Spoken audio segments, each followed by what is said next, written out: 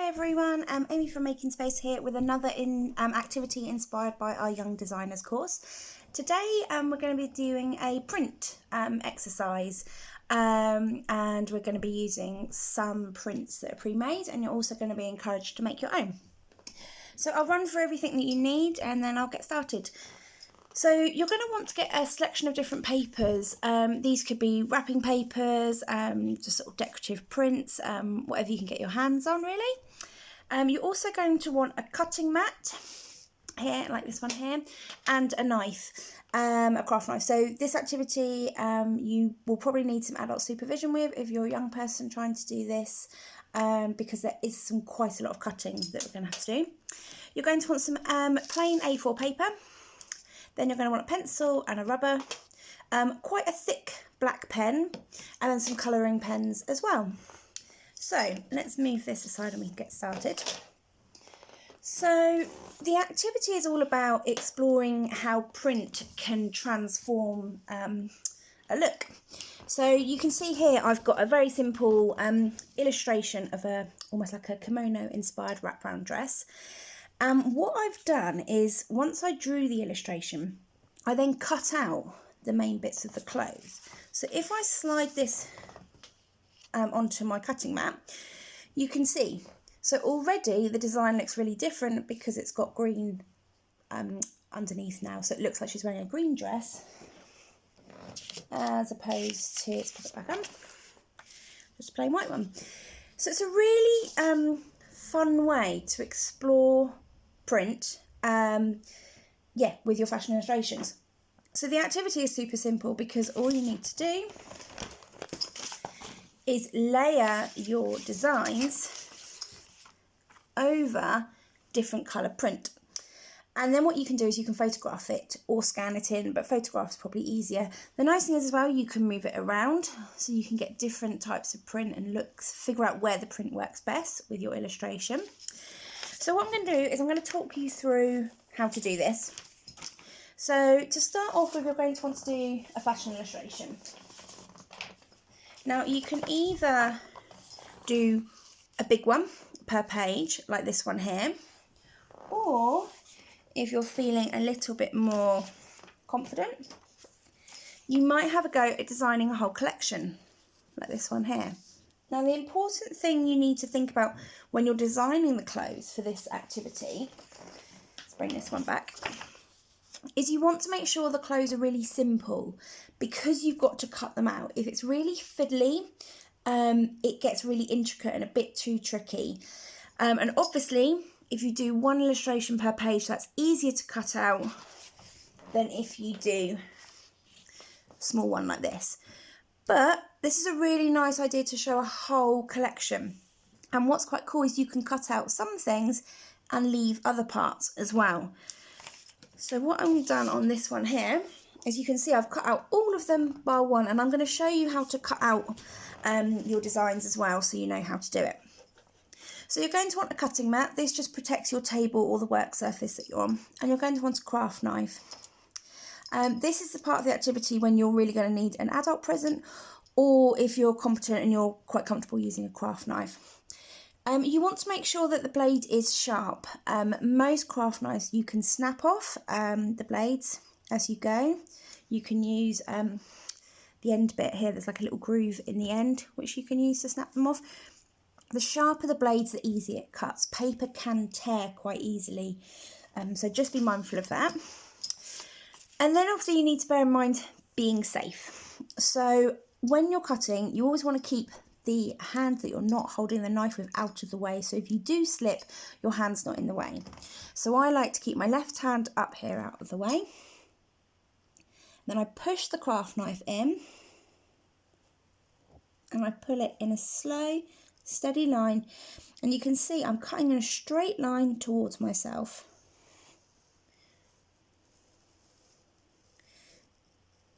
And then stop when you get to the end. Now by cutting like this, if you slip, you're only going to come down here and there's nothing here to catch. When cutting gets dangerous is when you start trying to curve the knife round. So always cut in a straight line towards yourself with this hand out of the way. So then to cut this bottom line, I'm going to turn my paper round. and do exactly the same again. So push the knife in, and you can put your finger quite close to the knife as long as it's behind the sharp bit and not in front of it. So for example, now I could move my finger closer, and again, but there's no chance of me slipping because I'm pulling the knife towards myself. Now the corners can be quite tricky. I just recommend just pushing the corner of your blade down to the corner to lift it up. Now as you look at the craft knife, this is the sharp point. This bit here, not this bit here. Sometimes people try and cut with this bit, that's not going to work. You really want to cut with this sharp bit at the front here. So turn it around, put the knife in, put my finger behind the blade, and take your time with this. You know, I've cut out a lot of stencils over the time, so I'm quite comfortable with it. Like so, and turn it around. Now when you're doing smaller marks, the same thing applies. Now you might want to put the hand holding the paper down quite close, but again, just always make sure it's behind where you're cutting. Okay, and then you can lift it out and you can see that comes out. And then we'll cut the top bit out. And this bit's a little bit smaller, a little bit more fiddly. So we're going to just really take our time with it. But the same principles apply. Now what I like to do is do all the sort of straight lines. They're all going in one direction. Then turn it. And do all the straight lines. Another direction. Just keep turning your paper around. This is why you can see how fiddly and small these ones are. This is why if it's your first attempt, you might be better doing the big one per page.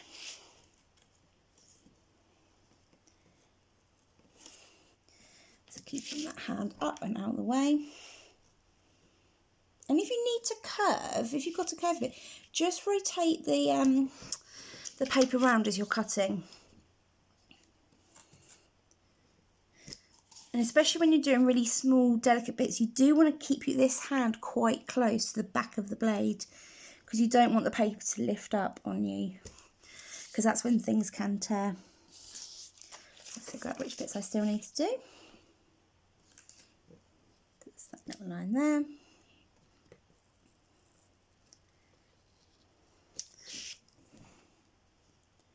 Okay, I think that bit there. Okay, there we go. Okay, when you finish with the knife, always make sure you slide the blade back in. You keep it out of reach to keep it safe. And we'll put that back over the white so you can see the design. There you go.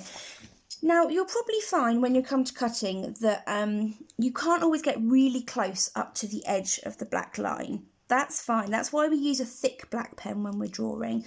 But what you can do is after you've drawn it, like this bit here that I've just done, I cut away a little bit too much of the black line.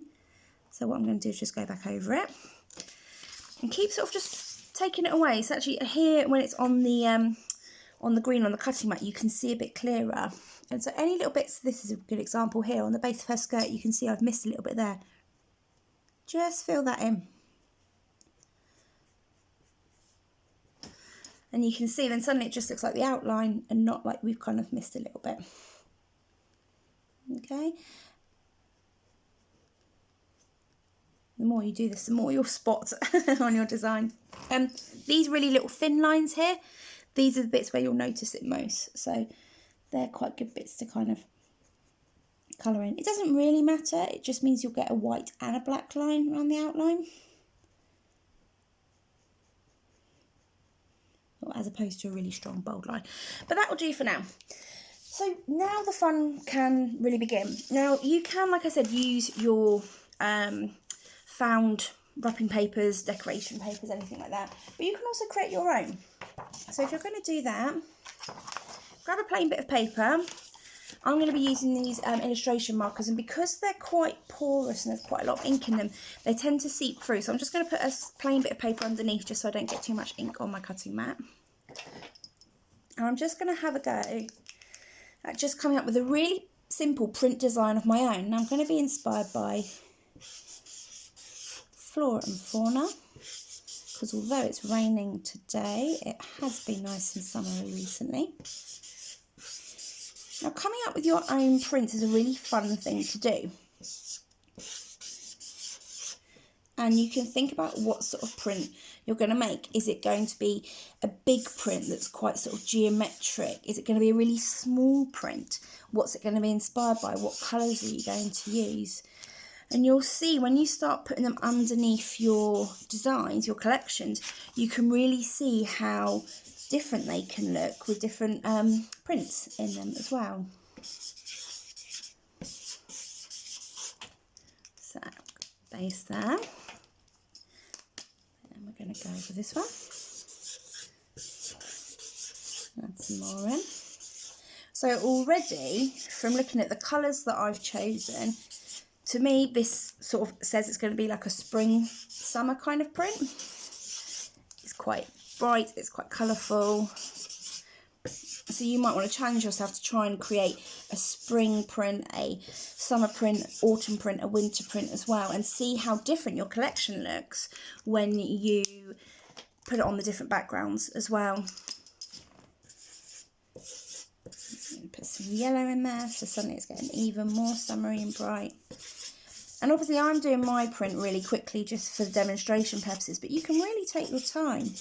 If you've got a computer or you've got access to Photoshop or Procreate, you could even design your own prints on the background of there, which would be really nice. You could collage your designs as well, so you could use you know, cuttings from magazines and things to design your own print. You can really get yeah, really kind of experimental with this. And obviously what you're going to see when it goes over your collection, you're only going to see a tiny bit of it. So actually my print's quite big and bold, but actually my designs are quite small. So what I might do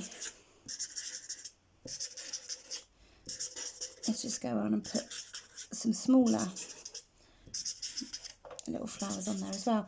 And you can have an experiment. You know, you can start your design, put it over underneath your collection or your design. If you can't see enough of the design, do some more work onto it, add into it a little bit more. There's no kind of right or wrong with this. It's just have a bit of a play.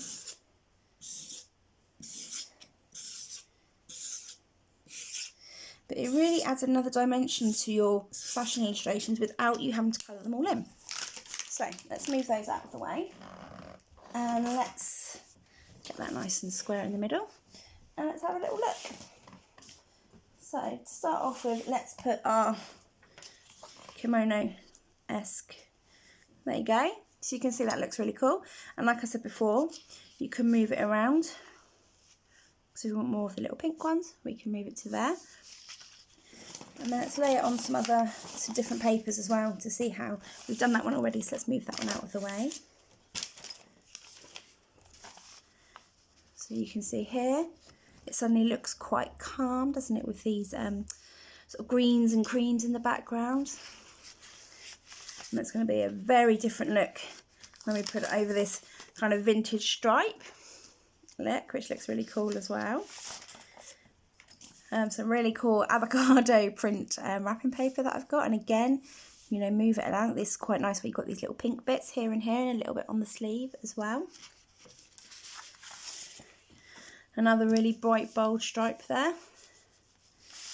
And then back to our design that we made. I've also got this design here that I did, which again, you can see with this look, suddenly it looks really summery. If we put a darker colour into it, it looks really different. The old avocado paper again. You know, and you can really play about with your placement as well. That's quite nice with this technique, is you can be like, oh, that's really nice, because actually you've got two lots in them, this little pink sprig just coming across the front there. And actually this bit here looks like an extension of the waistband as well. Pop it on this one, and you can actually feel like, actually, what does it look like if the stripes go across the dress this way or vertical as well? Really changes the look of it.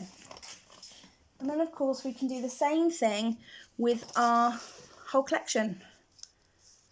So you can see that's a very bold look for a collection. Let's try it on our print that we made. So suddenly it's a very summery, almost looks almost graffiti-like on here, where these prints are really big, my design underneath. So let's try it on something a bit smaller. This print is a bit more ditzy and small, so you can see that that completely changes it as well.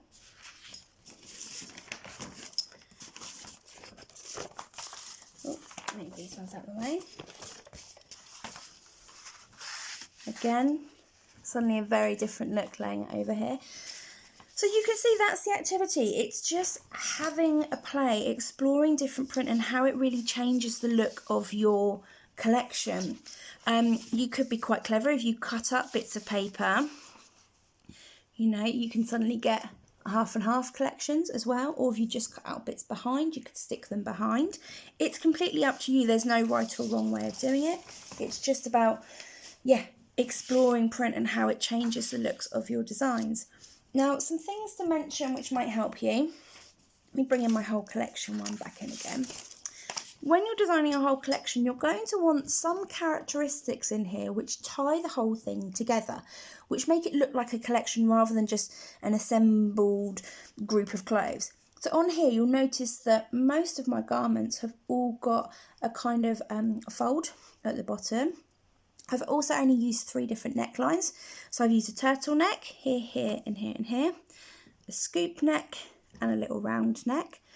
There's 2 different types of sleeves. There's this kind of puff sleeve and then a straight one. And I've got like the boots. They're all wearing the same boots. So if you're doing a whole collection, really think about what you can do that ties it together, that makes it look like a collection as well. This is a good kind of thing to consider if you're designing a bigger collection. Now I've also got to show you an example that one of my students made in our Young Designers class. We worked on A3 paper because obviously it's a bit bigger, it's a bit easier to cut. She also made her own templates as well. Now you can see it's got a little bit bent, these really fine bits in the middle here. But you can see even just putting it on my tabletop what it will look like. So she had like a little pinafore dress and knee-high boots, thigh-high boots and an oversized jumper dress, and then sort of a top and bottoms. We laid her designs over vintage wallpaper, which is a great source of looks. And you can see here how different the collections can look. So this looks quite 60s with these kind of stripes on, quite 60s, 70s maybe. Then we've got this look here, which again looks completely different. And then a floral as well. So you can see how just by using 3 different prints here, it completely changes the look of her collection. So this is proof of how it looks. And with these, we just photographed them over the top of the paper, and then I printed them out again. So now you've got the finished illustrations and the paper all as one. So there we go. That's the activity for this week's Young Designers. I hope you have fun. I hope you have a go at it. And if you do, make sure you tag us in your pictures because we'd love to see your designs and what you come up with. Okay, guys, we'll see you next week. Take care. Bye.